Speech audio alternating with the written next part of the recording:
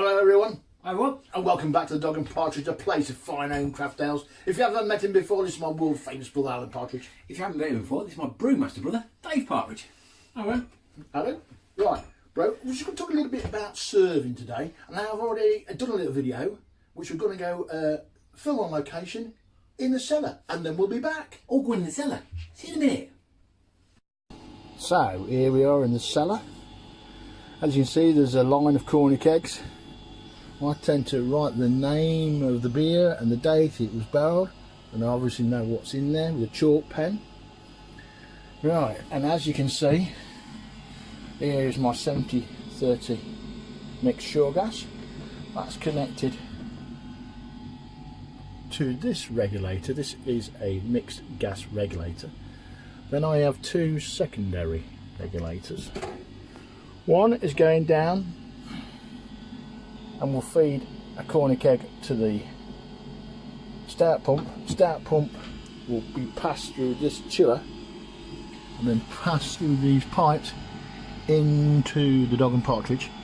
You can actually see here also we have got a water recycling thing. This will help keep the Guinness tower cold and also cool any cast jackets that we may have. On the secondary regulator, you can see it's got very, very low pressure. That's just to push the gas out enough. This is being fed a bitter to my hand pump. As well as corner kegs, we have pressure barrels. Pressure barrels are connected also to one of the ampoules via a tube. You can see this thing in here, a little check valve. We need another check valve on the other one as well. That's coming from the corner keg, from the cellar.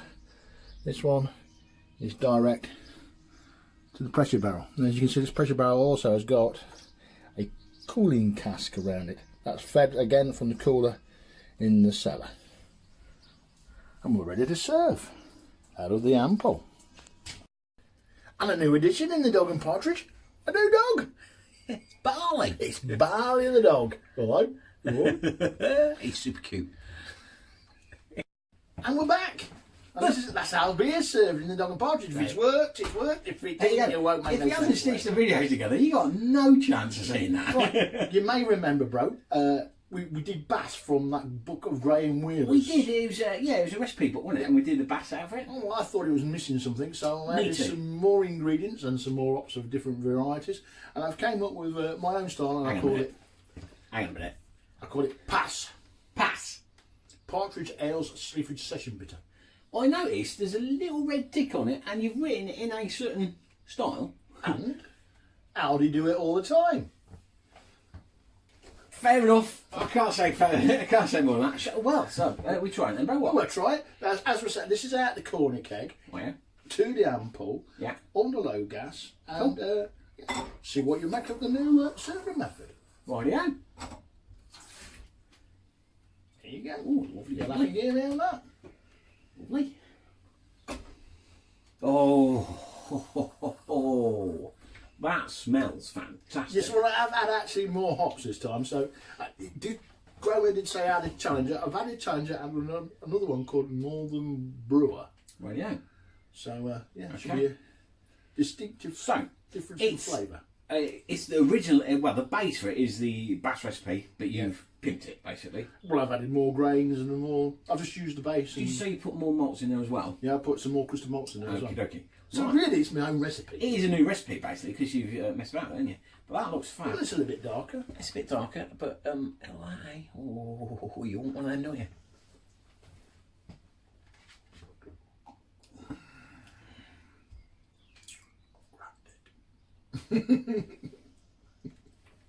Words fail me. That is fantastic. That says what it says on the label. That is a Sleaford Session Bitter all day long. 4.1. Boom. You know what? I'll give that a pass. Get it? Get it? Oh, that's fantastic, that is. Oh, yeah. If you want to know my recipe, drop me a line and I'll give it a go. I might put it on there as an app called Brewer's Friend. I might put it on there. It's 10 out of 10. Definitely 10 out of 10. It's 10 out of 10, bro. And the serving method there, bro. Oh, Actually, right, now yeah. we've got Which we just videoed in the on location instead, yeah. Okie dokie. Lovely jubbly. Nice creamy head still, and it keeps it a little bit better, doesn't it? Oh, that is to die for. like you said, you could happily just drink that all afternoon. Now then, Ooh, I have what got actually you, bro? bottled some of the pass, so I just wanted to see what the difference is if you have a bottle. So, have you bottled it straight from The fermenter. the fermenter? Okay. So you've not tried bottling it from pulling it from the hand pulp and then bottling it? No. Okay. No. Okie dokie. Well, it's obviously the same beer, so it should taste the same. Obviously, the main difference is it's a bit flat. There's a bit of fizz there, though. Is there? Well, I know it's a little bit of fizz. No, come on. I probably didn't buy yours fast enough, sorry. Oh, and there is a bit of life in it. Fantastic. Try that one with a bit of egg. Big difference in quality of the beer? Or is it just superb whatever? I'm biased. It is better through the hand pump. Definitely. And sparkler on the hand pump. Definitely better. It's the same beer, so it tastes the same. But it's that creaminess. I think that just everything that hand pump does to it just adds to the drinking experience, really, doesn't it? There's nothing wrong with that. If I bought a few bottles of that and took them home and drank them on a Saturday night, I'd be well happy with myself. So yeah. But going back to the serving method, if you have the same beer and it's a flat beer compared to a beer with a nice creamy head, it can taste Different. completely different. Yeah. But that will be more drinkable. You'll be going back for more of that than you will that. You would. If you had a pint and it looked like that, you probably wouldn't even drink it. No. But yeah, in this, it's staying there. Lovely, bro. Yeah, lovely to be.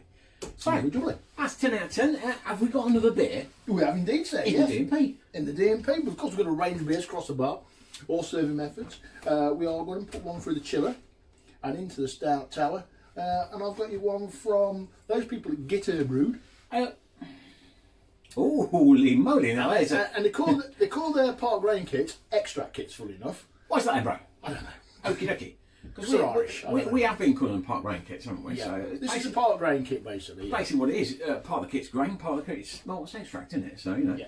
And this is a oatmeal stout. No packaging with this on, bro. No packaging with this one. It just sends you a bag of grain and various hops. You even have to sometimes take the instructions off their website because sometimes they get put them in the wrong. Okie dokie. But it's all there online, available for everybody to look at, isn't it? Yeah. Well, it's nice and cold for a start. It's cold because I put it through the chiller. Like I showed everybody in if it worked in the bar. In the cellar. In the stitch, isn't it?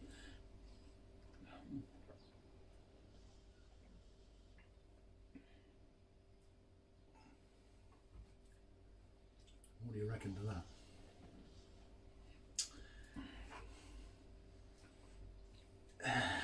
It's an acquired taste, oatmeal, I would like to think.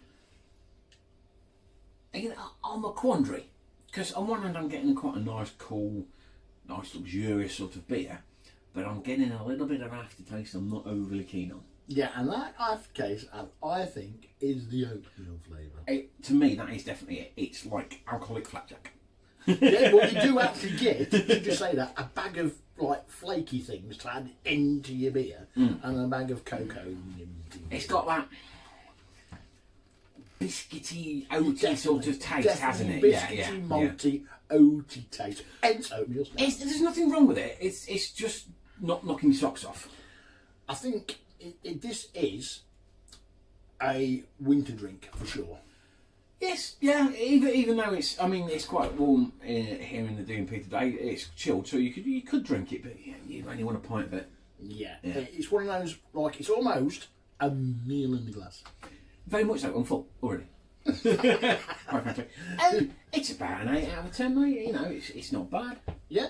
What are you reckon? About an 8 out of 10. It's not my favourite stout by a long way. No, you've made better stouts. Like I say, with their extract kits, as they call them, you do get a bag of grain to steep.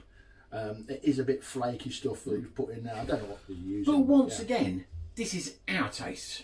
To somebody else, this is probably the most delicious pint on the face of the planet. Because just because we don't necessarily like the biscuity, malty taste, somebody else will. Yeah, I did say something about that horrible marshmallow beer that people seem to love at brewed by those by guys that at famous. Rebel. I wasn't going to mention the And place. I can't stand it with a passion. No. People rave about it. Yeah, so it's people all rave about it, horses for courses, whatever you like, floats your boat, and all the rest of the business. So that's about an 8 out of 10. For Have us. we got another beer? Oh, of course, we've got another beer. Another beer from those guys. Actually, let me just freshen this up for you.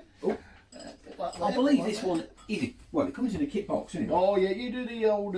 So we've got a box here. I've got my old specs on. So this is World Heritage Beers Californian Cream Ale. This is dark rock. And it's from those guys at Shop Throne Brew. I've got a shop Throne Brew, and this comes in one of these. One of their new range of beers. Okay. Quite handy, these tub things that they all Keep come in. updating their They keep updating their website. Yeah. They are doing a range of. Oh, this is a World Heritage range. Yeah. They are doing a Bohemian range. Bohemian. He's struggling today. I think he's being partaken too much of his I beer. am today. The Bohemian range includes the Boss's Boss, Ah, right, which we've already brewed. Yeah. which we've already brewed, and they're doing the replica range still as well, obviously. Yes, we did like the replica range as well, didn't we? Yeah. This is a partial mash kit, they call this. Yes. This is makes 40 pints and it's 5.2 ABV. Yeah. There's lots of descript on there. It tells you the ingredients, hops, yeast, bright work, findings, pure brew. Yeah, it's all in And there. this goes back apparently to the days of brewing beer on rooftops in San Francisco. He says that, doesn't he? Yeah, yeah. And there's nothing to do with dairy, even though it's called cream. Green ale. No, it's nothing to do with dairy. It's just an easy drinking summer evening ale. He's read this label now. It's a word for word what's on there. And here we go then. Oh, there we go. Ooh. It's what it says on the tin, isn't it? That's a golden ale. Very golden ale. That's That a is, very isn't it? golden, that is. Isn't much nose to it. Oh, it's quite nice. Yeah. It's nice, Quite nice, smooth, yeah. not powerfully citron nose, but No, just but nice. it's so nice, pleasant, that is, isn't it?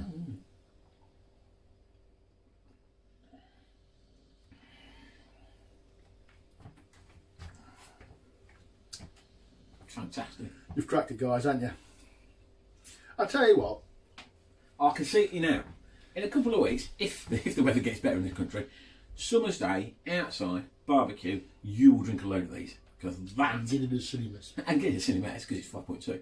That is fantastic. It is, isn't it? Absolutely brilliant. And I think we've had a couple of these World Heritage range, and I do think the quality of the brew is absolutely outstanding. Stunning. And it's not just the taste, it's rounded, it's just full of flavour, it smells fantastic. There's a good citrus nose there. It's not too powerful.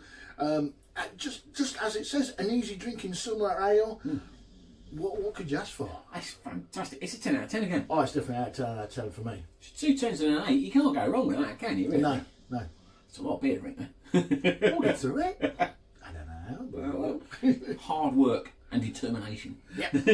Well, of course, they are, as I say, they are revamping their website and they are adding new kits. So as they come on the market, we'll endeavour to do our best to try them. Yeah, always. And let you know what we think. It's hard But work. so far, these kits are fantastic. cracking, aren't they? Absolutely cracking. That's brilliant. Yeah, brilliant. That is the body on that as well. Because on that Boss's Boss, I think we had a job to tell the difference between that kit. I know it's part grain and an all grain kit, and it was superb. Yeah, well done, guys. Yeah, lots of fun. The same ones. Well done, guys. Yeah.